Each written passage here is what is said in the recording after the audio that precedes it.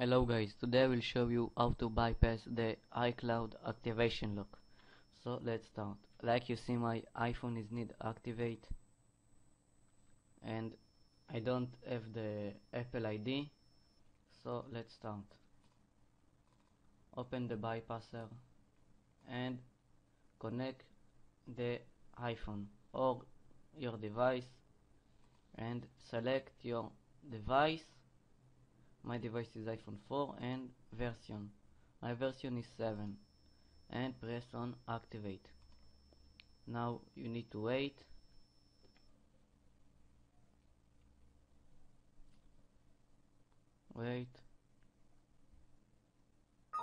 And device activated.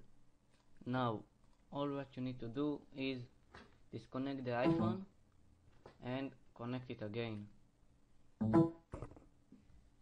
Now let's see.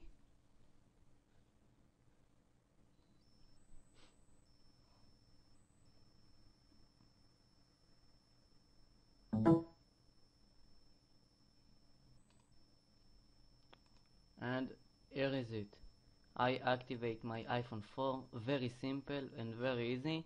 Thanks for watching, and download is on description.